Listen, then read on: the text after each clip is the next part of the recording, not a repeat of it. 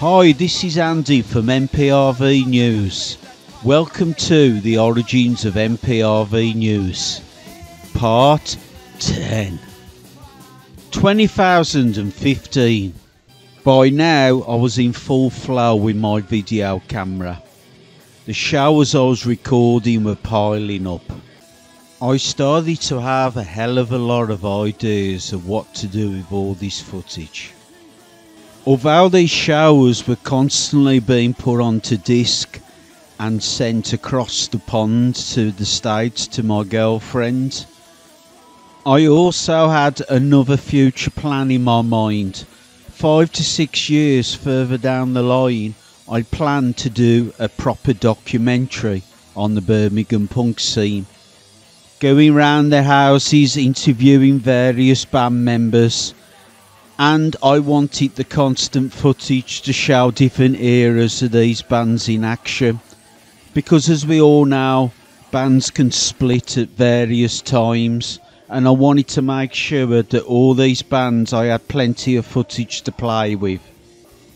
Once the time came in my mind to do this documentary, I was of course going to invest in better quality gear to do this documentary right.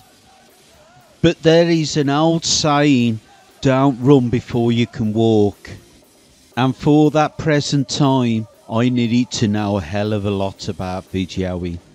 Not just mastering my skills with the camera, but also how to use the software and to its capabilities.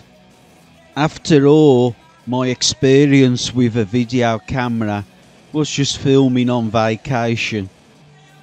An element of guilt set in also, where I felt real bad that I was sitting on this incredible amount of footage and only I could see it and my girlfriend.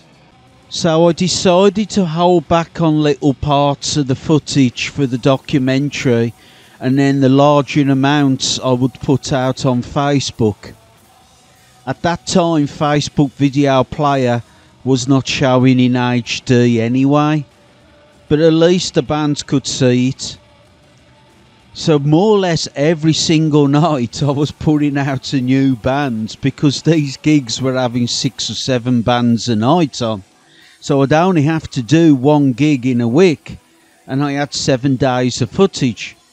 But of course some weeks I would do 2 or 3 gigs in a week, and then weeks I would fall behind on the footage. But I would gradually pull back on the weeks where there was no gigs. It also wasn't long before I actually needed to give what I was doing some sort of name, and maybe even have a Facebook page where I could just drop the videos on and then people could come and look each day if they wanted to. But at the time I wasn't thinking anything spectacular, so I wanted to keep it simple. As I was filming the Midlands punk scene, I just kept it simple and just called it Midlands Punk Rock Video. Can't get more simpler than that name. Of course, once you have a name in punk rock or any type of music, the natural thing that follows is to have a distinctive logo. Something that's striking. You look at the Dead Kennedys logo, everyone seems to recognise that. So I wanted something striking like that, but completely different. It's very punk rock to like skulls and stuff like that, as well as metal music being into that stuff. So I had the image of a skull with the lettering made out of bones. Maybe the skull with a video camera and a mohawk. But that image was in my head, and I'm not the best drawer. So I needed to find someone to get that image out of my head onto paper.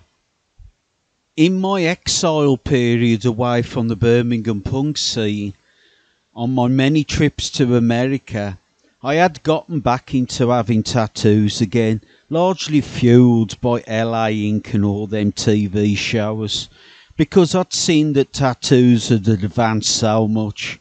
I wanted to be part of that action. So every trip I went to Bloomington, I always had a tattoo done on the lower part of my body. I always had the tattoos done in Bloomington at the same place, Genuine Tattoo. 'Cause I went there every year to get ink, I got to know everyone who worked there, including the owner. One of the people who worked there, called Boulder, actually didn't live in Bloomington, Indiana. He lived in Los Angeles. But Boulder was friends with the owner, so he used to come out and hang for a few months and get money by working at the parlour. With the help of Facebook, we became good friends, and we decided we would hang out big time next time I went out to Los Angeles. Once I decided that I needed this logo, it so happened that my next American trip was Los Angeles, and I was due to be hanging out with Boulder. So I asked Boulder, could he do this logo for me while I was out there?